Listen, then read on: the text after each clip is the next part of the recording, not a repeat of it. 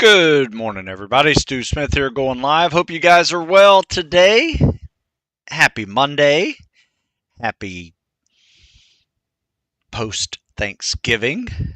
Hope you guys are doing well this Cyber Monday. What's that mean for you? Doesn't mean a whole lot for me. We are just doing our thing over here on Cyber Monday. So today's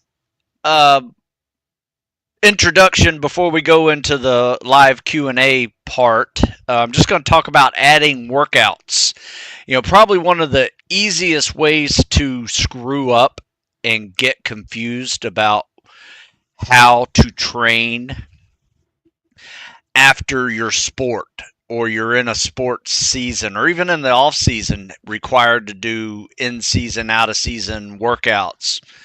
And you have goals after your athletic career is done to serve in some way, whether that is go to a service academy, enlist, regular military, law enforcement, firefighter, special ops programs. All of these are really, you need to train in a way that will prepare you for, one, getting to the training by passing a specific fitness test, as well as getting through the training, whether that be an academy, a boot camp, a basic training, a special ops selection, all of which are typically going to require a little bit of specific training in order to do well. Now, if you are a multi-sport athlete and you're planning on enlisting, not doing anything excessively challenging, like in the special ops world, you could probably get away with your athletic history getting you through that training. However, if you're not, you may need to specifically train for some of that. And even if you are, it's a good idea to prepare to run a little more, to ruck, to do some calisthenics that are part of a fitness test. And if you're an endurance athlete, to do lifting if you're wanting to join the Army, to learn how to use a hex bar for a deadlift. Just little things like that are, I think, very important in your preparation, because it does matter. Now, here's the other side of that, is let's say you're already in the military and you do these group training workouts in the morning. Every day, we would do, morning PT. And how does that affect your training later, right? Or do you have other goals outside of your basic military training programs that you're doing with a, platoon or company-sized element? Maybe you're just running and rucking and doing calisthenics. How do you supplement lifts into that? And how do you add in more cardio with not overdoing it? So I wrote this article today, and it'll be up on military.com. And I talk about all the different styles of how to supplement. And it really depends on, one, your athletic history, if you're able to handle additional workouts in the day after a long day work.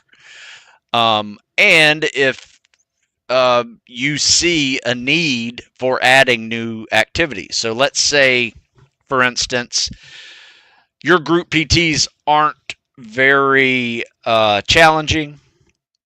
They're mostly calisthenics and cardio. Maybe you run, maybe you ruck. You throw in some pull-ups, push-ups, and squats and lunges, and that's about it. They'll say a full body day. Now, what I recommend doing, whatever you do in the morning, that is fair game to work those same muscle groups later in the evening. So let's say if it's an upper body day, for instance, add in your upper body lifts. Add in a little more cardio if you feel like you need more cardio besides the 1.5 mile run that you did as a platoon. Or if you did a lot of cardio and you need to lick your wounds a little bit because it's a little above your progression, you could turn that evening workout into a mobility day, as well, and do some non-impact cardio, flexibility, mobility of the joints, and make yourself feel better that way. So in the end, and I won't beat a dead horse with this one and start taking questions. In the end, what I recommend doing is have kind of a split routine figured out, what works best with your coaching and training that you're receiving in the morning. So, for instance, let's say you work out every other day with your group PT in the military. That leaves a few days open for you to be creative with your training. However, if you're doing full body days on those days, you may want to not do your lifts on the days in between and make those more of a cardio mobility combination. Work on some of your other weaknesses that may be swimming or something like that you weren't able to work on in the morning. But when you do a full body day, the cool thing about that is that opens up anything you want to lift later in the day is fair game. So let's say you did some pull-ups, push-ups, and some squats like a Murph in the morning.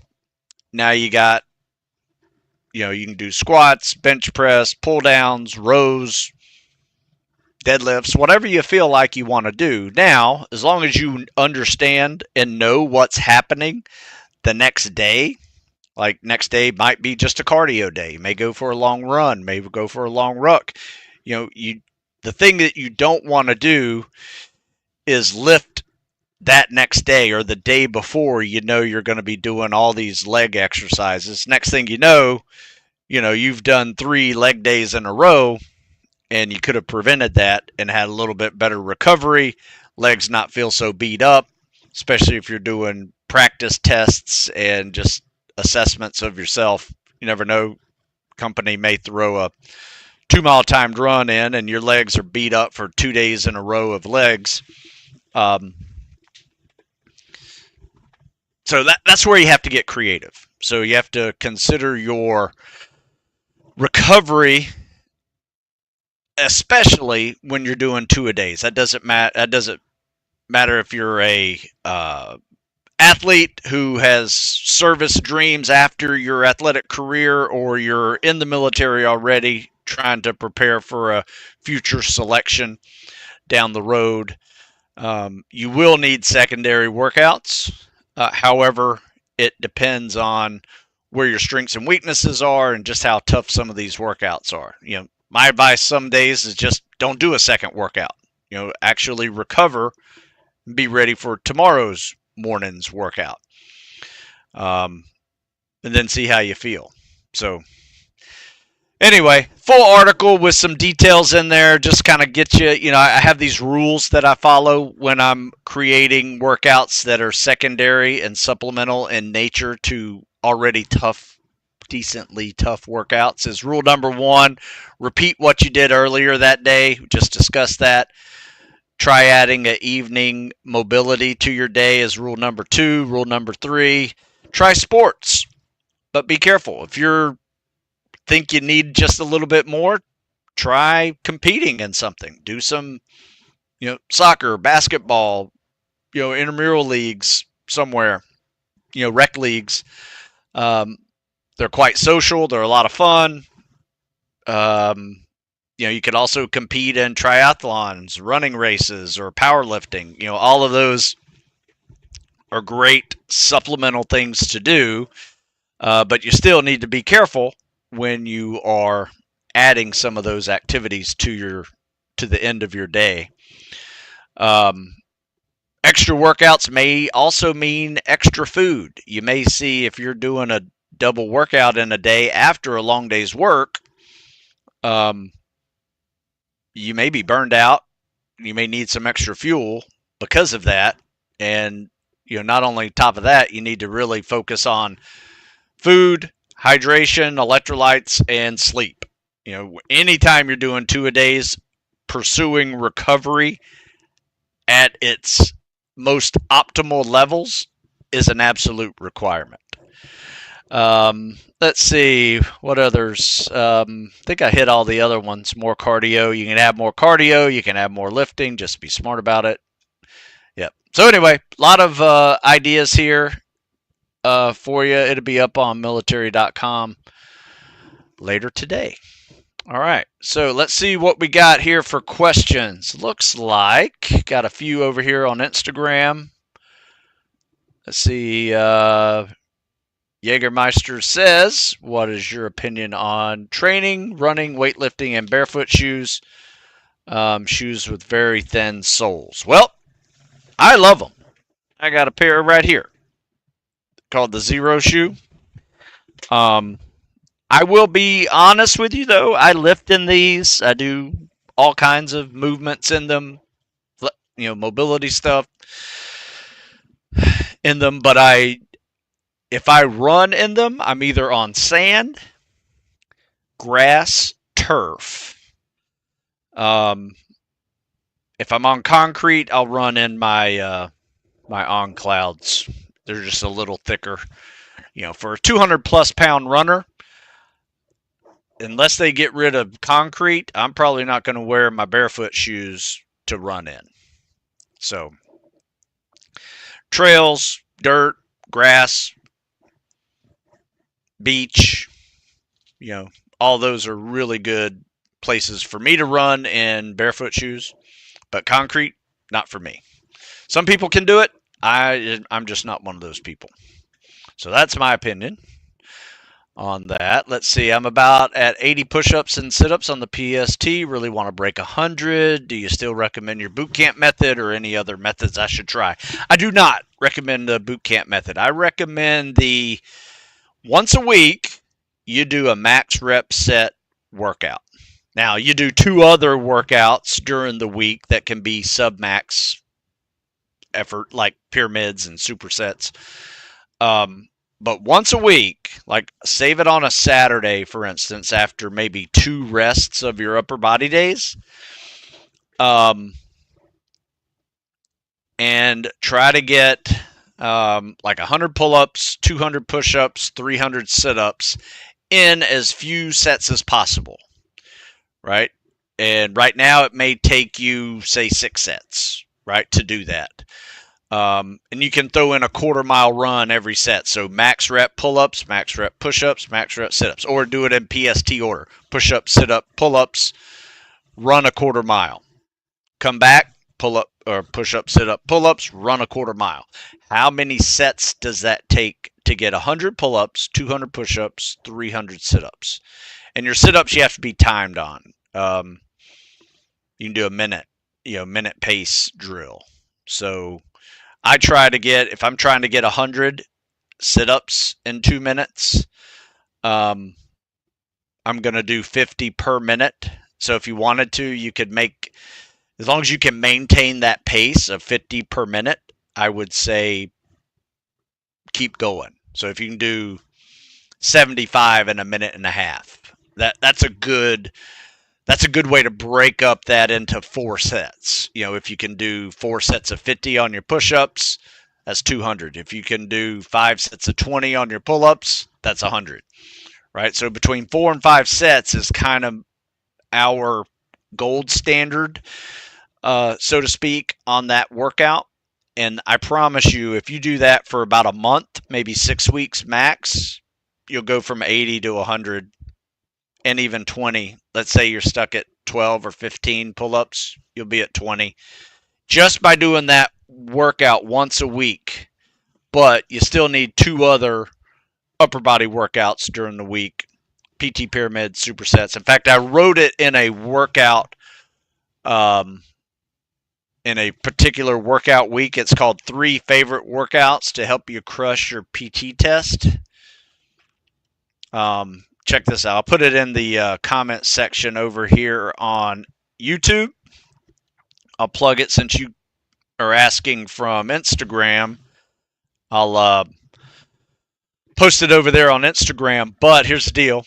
Obviously, you can't click it over there on Instagram. So for any of you guys over on Instagram want to see this in full video, I store these over on YouTube after they're done. So they tend to disappear over on Instagram. Um, you can find my comments and links to what I'm talking about over here in the comment section of this live Q&A. And this one's titled Adding Workouts to Sports Group PT Sessions.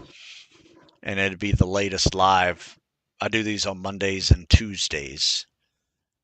Choose a different D1 school over USNA for my sport. Want to pursue a military career after. Struggling to balance my sport-specific workouts and preparing for future careers. All right, so I talked a little bit about this earlier, but I didn't talk about some of the specifics. If you're a D1 athlete and it's helping you get through college, my advice is be a D1 athlete primarily. And during your off season, that's when you can focus a little bit on some of the specifics of your future career, especially fitness testing wise and things like that. That'd be your first hurdle. And then, once you're getting towards your senior year, you can start focusing on phase 2 of tactical fitness, which is actually getting through that selection and start making those workouts a little more challenging for you. But you also don't want to interfere with your being a good team player on your sports team either. That's very important. That you're not just washed up and burned out, because you're doing 2-a-days in the middle of the season and you suck at your competition. So you don't want to do that. I think that's defeating the purpose of going to college and playing sports in the first place. You get more out of it learning how to be a good team player and working with others. And you could jeopardize that by just being a meathead and doing extra workouts that screw you up. Eventually you won't be playing because it matters, There's one more thing I wanted to say about that one. I may think of it as we go. But yeah, the other piece of advice is I remember now, is whenever you're in season, maybe use some of the mobility days like I have in my programming to help you with some of the mobility that is going to be needed for treading, for swimming, for things like that. And maybe end of a workout, find a pool and you can use treading, aqua jogging, swimming just as a cool down and practice some of those pool skills for 15-20 minutes. I mean, it's a great cool down and you can practice some useful skills and not completely be out of swimming shape and treading shape, whenever you start specifically focusing on your career goal, if that includes swimming. If it doesn't include swimming, still a great way to cool down at the end of a day. Let's see. What are your thoughts on use of supplements, creatine, protein powder while training for selection pipeline? I mean, I don't have a problem with it. I mean, you may need protein powder. Creatine's great too, but I've seen creatine misused and a lot of people overuse it to a point where if you're running a lot and sweating profusely and you're not keeping smart track of your hydration, that can turn into quite a mess with full body cramping and all that stuff. So I would highly recommend getting off of that stuff, once you're getting into the military, because you can't use it anyway. So, at some point you might just want to learn how to not use it and just eat better food. There are some proteins out there that are pure protein, like the Ascent protein brand. And if you look on the back, it doesn't say supplements on it. It doesn't say supplement facts. It says nutrition facts on it. When it says nutrition facts on it, it is actually considered a food and not a supplement, right? So there are some things, as long as they don't say supplement on the back, you can actually use them. in the military as well. I would double check that, but that was a rule recently anyway. Should I run and swim before work at 6 a.m. or run and swim after work at 6 p.m.? That's funny. I just had that conversation. It depends. Depends on what your schedule is, what your commute schedule is, all that stuff. I've been working out before 6 a.m. for 40 years now, a little over 40 years. So if you ask me, I'm always going to tell you I'm a morning workout guy. Love it. Sets me up for the rest of the day. There's nothing that interferes with my morning workouts except for being lazy.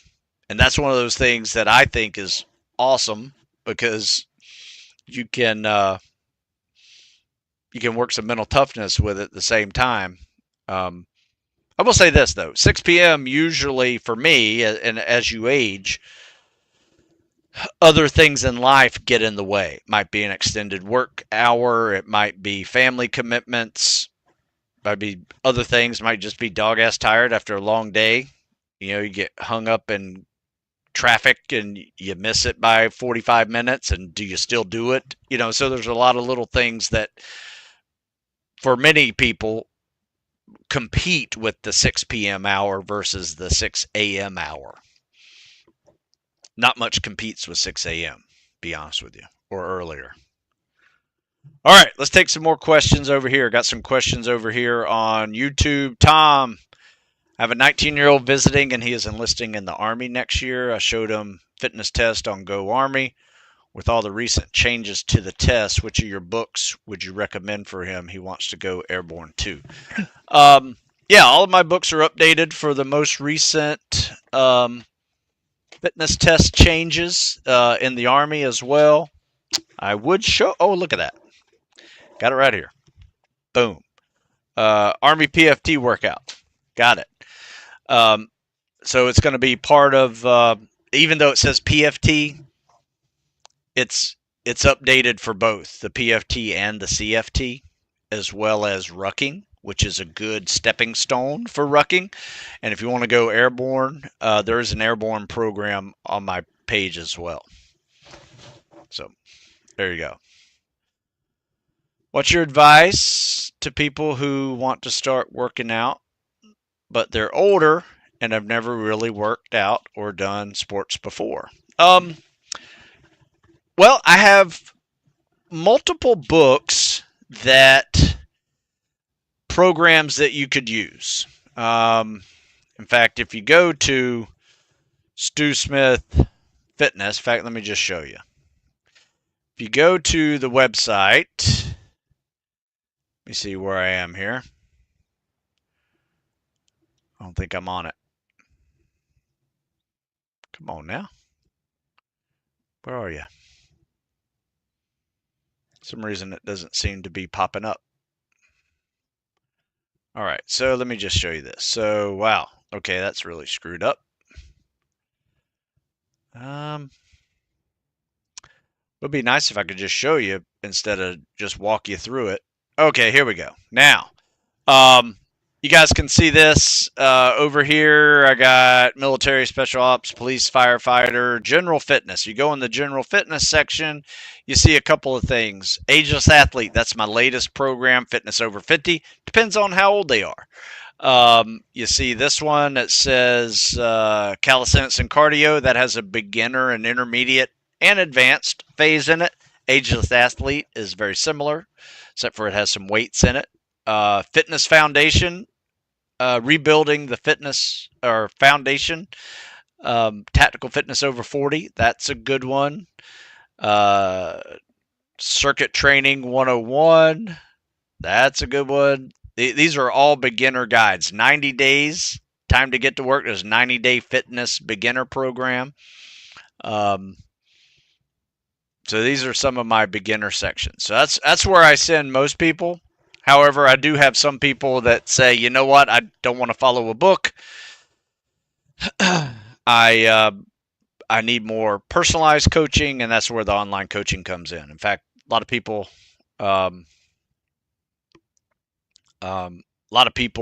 go with that option. Not many people who want to go spec ops go with that option. Every now and then I get some, but most people on that program are just older people that are just trying to fit fitness into their schedule. And that's what I do. I help them understand that they have this much time per day to train. I try to help them fit it into their schedule, their time per day, days per week, their equipment and facilities, their personal abilities and their goals. And that's how we create the workouts each week. What programs do you have for a 50-year-old martial arts instructor? Be honest with you, if you're pretty active already, I do have the Ageless Athlete workout. It has a really good intermediate and advanced section in it. My latest one, it's for over 50, but most people who are fairly advanced, like I have 50, 60, even 70-year-olds doing the 40 and over program series. So if you look, as you saw on that other one, it's there's a 40 and over series that's a little bit harder than the 50 and over series. Be honest with you, but depending on your fitness activity and ability, it's not that hard.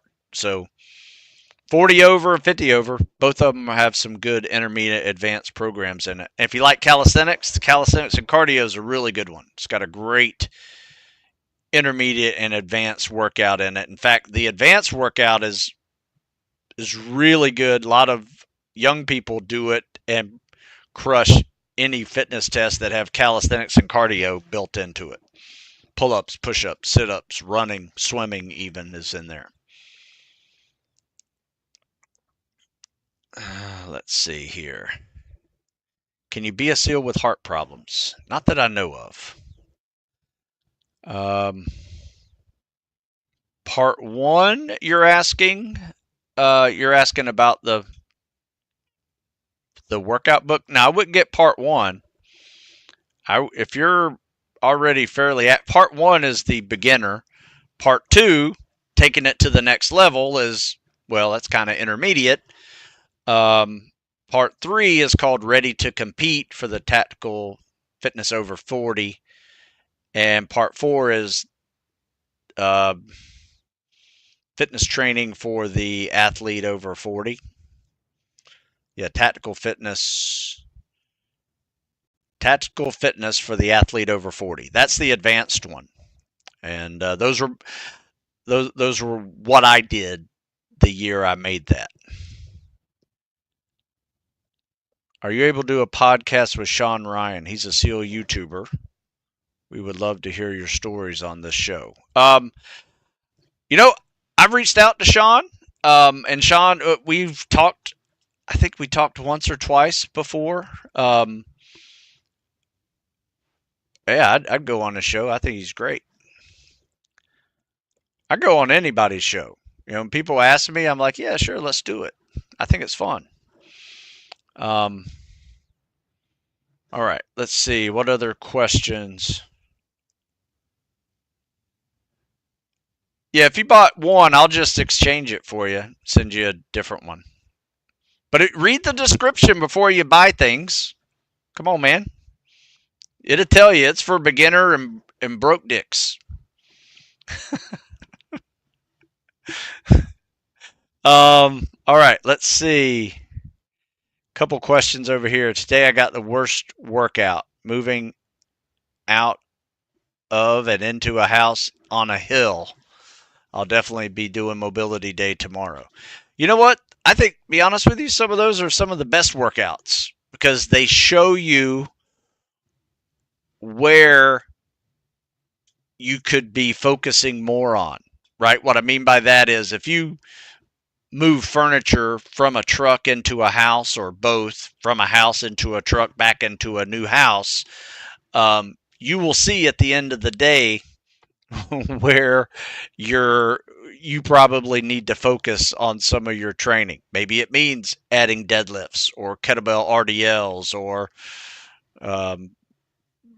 Bulgarian split squats, whatever grip, whatever, you feel where you're sore, I think it's a great little assessment tool for practical fitness, if you will, functional fitness. What's the maximum amount of weight you can bench press? You talking about me? I can bench press. I don't go too heavy anymore. I jacked up my shoulder probably at age 30. Um, and just decided, 275 was about as heavy as I ever need to go again. So, I'll do reps of 275. I got up to 15 reps at 225 recently. Now, my highest ever when I was 25 years old, and this was 30 years ago, was I weighed 190 and did 385. So my goal was 2 times my body weight. Someone says, have you ever thought of collaborating with Jake Zwig? I had him on my podcast. If you look up Tactical Fitness Report, Jake Zwig, he and I had a little discussion about fitness a couple of years ago. Hey Stu, working toward AFSOC PJ. The pool I have access to is only 4 feet. Do you have recommendations on how to supplement for bobs and treading? Yeah, unfortunately, you need deeper water to train in. My only thing is I would recommend doing treading. Just go at an angle. 4 feet, if you're at a diagonal, you could still tread diagonally. Keep your head and hands out of the water, do your egg beater. You'll be swimming, basically. But that's probably the best you can do there. Let's see. All right, let's see. Leo asks, any warm-ups you do differently right now with the colder weather to help prep for the body of the day, or does weather not play a part in types of warm-ups you should do? Well, here's the deal. We work out outside every day. So in the winter, it was 27 degrees today and Saturday. So yeah, our workouts take 30 minutes sometimes. You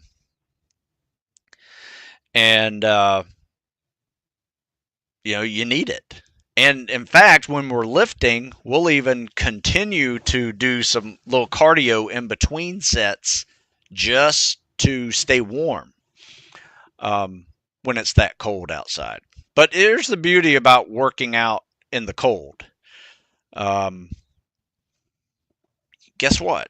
Your job's going to have you in the cold, in the heat, in the humid, in the arid. So, you need to get used to working in those temperatures.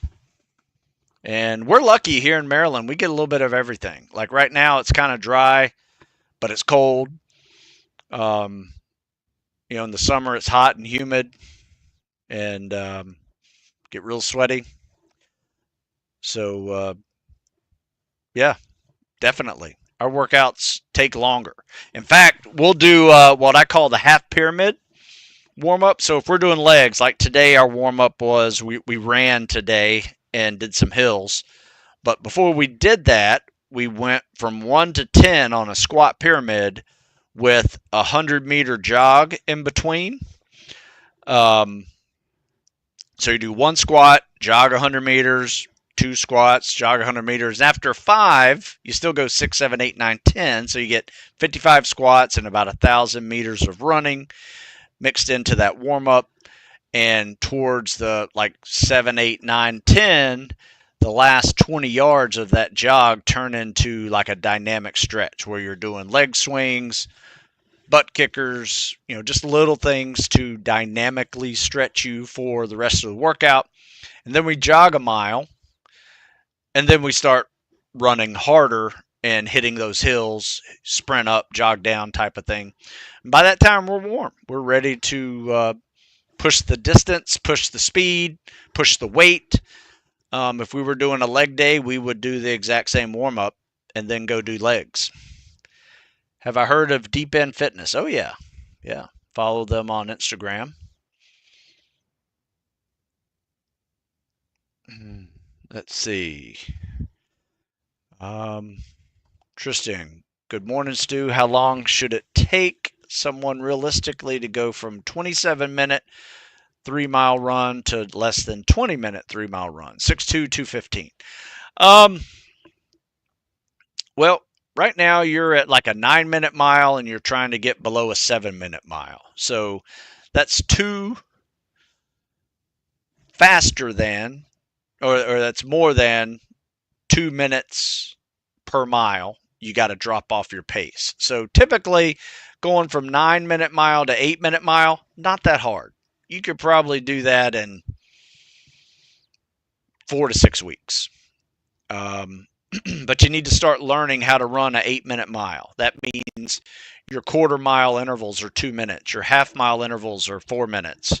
Learn to run a mile in 8 minutes. You need to practice that pace to get better at that pace. You can still focus on some other aerobic activities to work in between, especially if your running volume's not that much and weighing 215.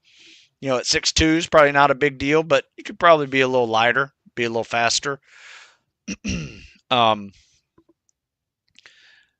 as long as that doesn't interfere with, other things you're trying to do, like build strength and stuff like that.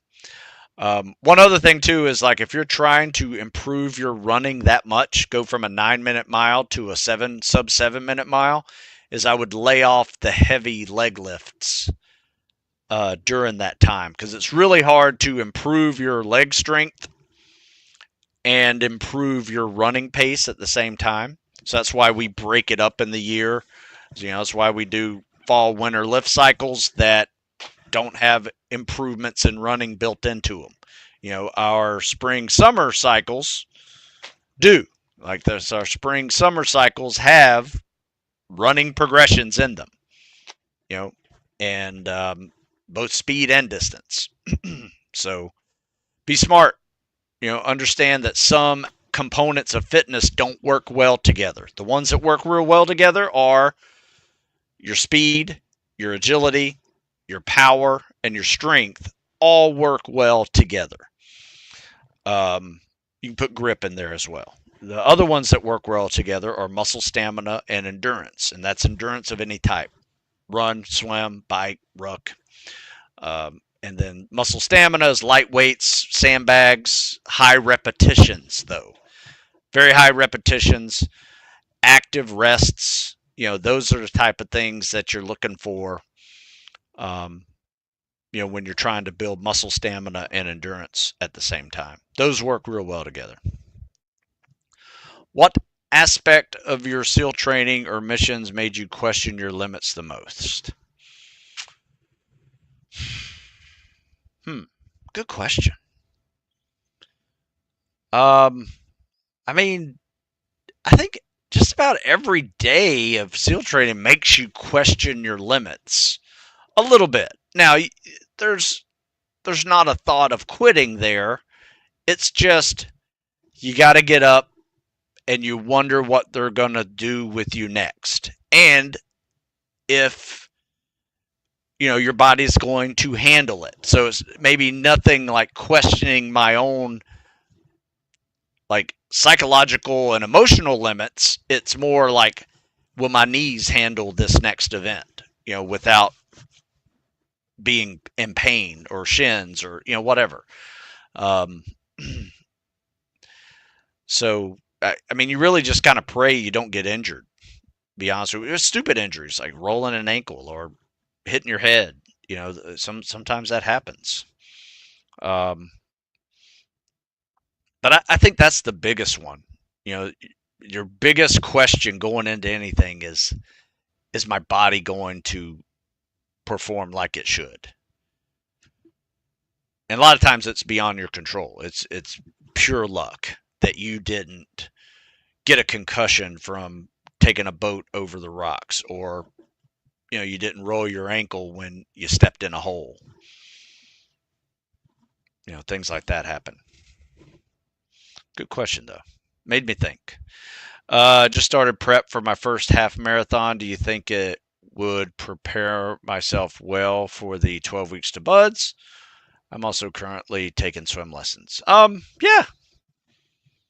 Yeah. Half marathon's probably about as far as you ever need to run in preparation for spec ops. In fact, some people will say you don't need to do that. But I think it's just the right amount of distance to actually perform well, push yourself hard. It's not really super long distance that may cause overuse injury. And it's also not something you have to go super slow because it's so long. You can actually put in some faster paces into that 13-mile run. Swim lessons is smart as well. Calisthenics and cardio versus 90-day beginner plan. Which would you use for absolute beginners? And which one would be the best transitioning to the PST books? Okay. 90-day beginner plan is 90 days of pure beginner fitness. I mean, it is, and when I say beginner, that means walking instead of running, right? So it's not just a beginner spec ops program, right? Whereas a beginner spec ops program, I may have running in it, little, but running in it. But this is a true beginner program. Somebody who needs to lose 40 or 50 pounds. That 90-day program is not for you, I don't think, if you're trying to transition into PST boot camp. But it also depends on where you are. Are you recovering from serious illness or injury that you truly need to be at a beginner level? Then absolutely. 90-day plan's great. The calisthenics has a beginner program in it, but instead of 90 days, it's 30. So you have a 30-day plan, then you have like a 6-week intermediate, and I think you have like an 8-week advanced program. Calisthenics and cardio would probably be better for you if you're considering doing the PST books after. But that really depends on your current PST scores. Super excited for what the future holds. Been in the Navy for 5 years. Hopefully Big Navy allows me to transfer. All right, man. Good luck. I hope it does too. That I have heard they're trying to take more fleet guys. And they know they need to take more fleet guys. Because, quite frankly, they're not getting enough off the street through buds to fill their quotas. So, just they get a lot of recruits, but they're not getting enough recruits through training. So, we need some fleet guys to fill in there, which is really good for you because that means your groups aren't full and you should be able to jump in there and crush it. Let's see. I've heard PT testing 1 time a month is the way to go, but I've also heard to just test 1 exercise from the PST a week. What's the best? I don't know if there's a best way to do that. I'm fine with testing 1 event a week or a day for that matter, right? If you're going to test push-ups one day and you're going to test a run or a swim the next day, I think that's logical. Maybe pull-ups the next day after that. I think that's fine, but the PST is an event. You may find that your pull-ups are better when you're fresh than after swimming 500 yards your fastest, right? Your run may be better fresh than after swimming and doing pull-ups, push-ups, and sit-ups to max levels and then running. So there's some strategy that's involved in crushing a PST versus just maxing out on a single exercise. Yes, it's nice to know that you can do 20 pull-ups, but can you do 20 pull-ups after a swim, push-ups, and sit-ups? That's the key. So we usually test the PST once or twice a month. It depends on the group. Sometimes we have a group that's crushing the PST so easily that we don't even bother anymore and waste a workout on taking a PST.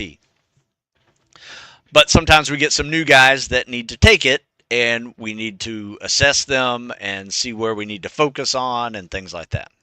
But it also, the more times you take it, the better you get at producing some of these strategies. Where you pace on the swim, right? Do you do pullouts every time? Take out your flutter kicks because that's just going to wipe you out for the rest of the test. Pacing your your sit-ups so you can get 25 every 30 seconds. Next thing you know, you've maintained that pace. You got 100 sit-ups in 2 minutes. Pull-ups and push-ups, are kind of different than pacing. You just got to push them, but you have a strategy to figure that out. And then you're pacing your run again on, how fast you're going to start off that first quarter mile, right? Do you start it off at 70 seconds? That'd be great if you could run a 4-minute mile, but guess what? You probably can't. So you might want to start off with 90-second quarter miles and see if you can hold it and get yourself a 9-minute mile and a half.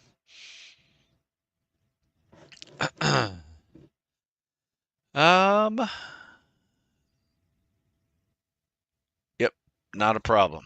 Why is the SEAL community more toxic than other branches? I don't know. I really wouldn't say it is. I had probably 5 SEALs this weekend come back and visit us over Thanksgiving break, that trained with us prior. And it was nice talking to them. They love their job. They're doing cool stuff. So I think, unfortunately, you may see people, that are post-SEAL bitching about whatever there is to bitch about. And I don't think it's necessarily the bigger issue that is that they're making it to be, right? So I don't see it. I hear people bitch about it, and not everybody has the same experience as others in the military. My advice is this: you get out of what you put into your military career, right? If you want to do well, you can do really well in the military. Not only get free college, free training, security clearances, training that can land you a 6-figure job as soon as you get out. Just depends. Depends on what you put into that training. So, I think people who aren't necessarily happy with their career may not have put everything into it that they could have. And some people just had bad situation that occurred, and I'm sure they're bitter. That happens too. Stu, around what mileage do you recommend peaking at before leaving before basic? Well, it depends on what you're doing.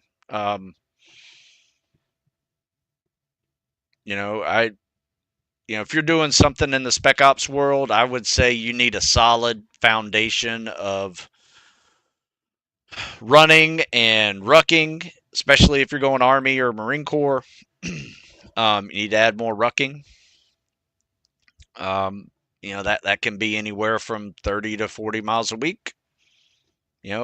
Some people like going more than 50. I personally don't. Some people like going below 30. I personally don't. So I'm somewhere in the middle of that. And I think it largely depends on your athletic history.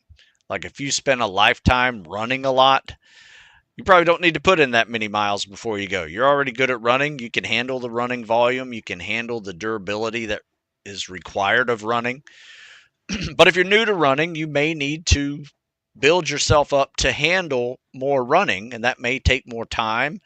And as long as you progress logically and get into that 30, 40, even high 40s, 50s miles per week, maybe you need that. I don't know.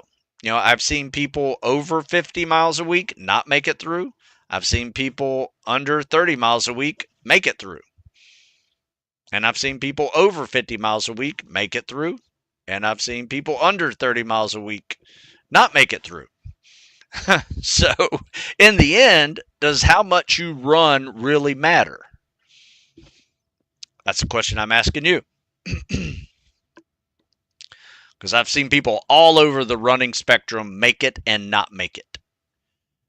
So there's something other than running that is preventing them from making it.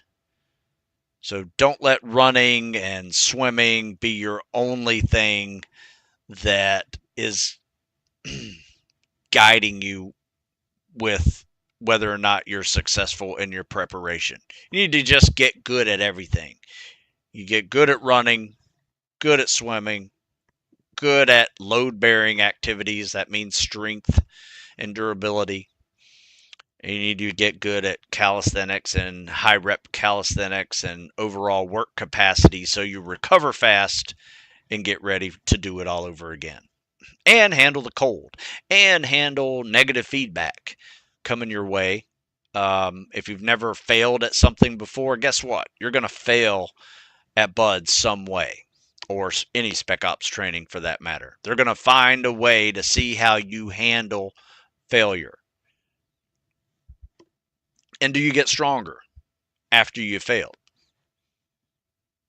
That's where probably the biggest factor is that keeps people from making it or not making it. Never understood how people struggled with running. I guess that's just me feeling ridiculous fear and nature of the water. Yeah, you know what? I never understood how people struggled with weightlifting, right? Or strength training. I've always weightlifted and strong, and I struggled with running, right? It was my little gut check every single day to be in that top 20% of the class. Um, but if you want to graduate, that's kind of where you need to be. Um, Trying to piece together a group of dudes training for selection. Any tips to get people to come out and put out? That's a good question. You know what? I just started. In fact, I just asked this. I got interviewed today about how we got started, and we got started with. I was just swimming on my own, minding my own business, watching these two guys struggle with the CSS. This was about 20, almost 24 years ago, 25 years ago, and I just happened to be in the pool at the same time, and I showed them. I said, here's how I do the CSS, and they're like, oh, cool. And I said, hey, I'm here every day at 6. Come join me. They bring two guys. They bring two guys. Next thing you know, we're training with 15, 20 people and got our own little group together. Been doing it ever since. A lot of fun. 100% agree. Getting back into running is definitely a gut check. It's been years. Yeah. So anyway, that's my advice for you, Strout. Here's an OG question from my buddy. For an OG, what is the approximate minimal time per day needed to maintain fitness, to improve fitness? That's a really good question. Once again, maintaining fitness, you could probably do it 20, 30 minutes a day.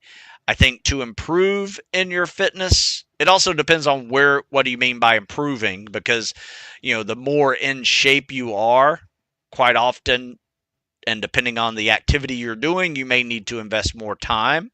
Like, let's say running and rucking and swimming. Those are longer distance runs, and rucks and swims take more time. But if you're just trying to improve your overall strength and overall fitness, you could still keep it under an hour and see massive improvements. 45 to 50 minutes, 60 minutes can see improvements, and I think 20 to 30 can help. You can maintain it for sure.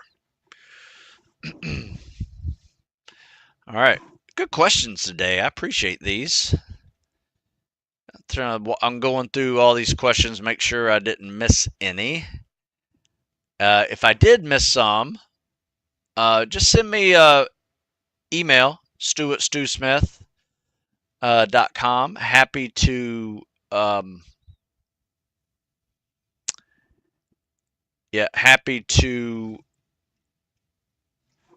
answer that question by email. or you can DM me over here on Instagram or comment section over here on YouTube. That's also good. Also, I appreciate your time. It is Cyber Monday. If you're shopping, go over to StuSmithFitness.com. Tons of workouts over there. You can save 15% using the Live15 coupon code.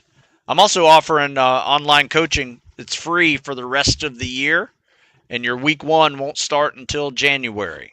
So you get basically get a free month of training with the online coaching programs over there on StuSmithFitness.com.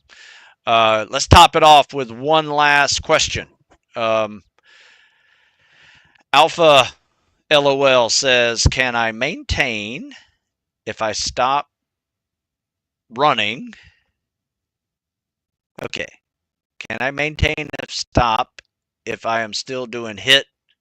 Can I maintain running if I stop and still doing HIIT and focusing on strength workouts? To a degree.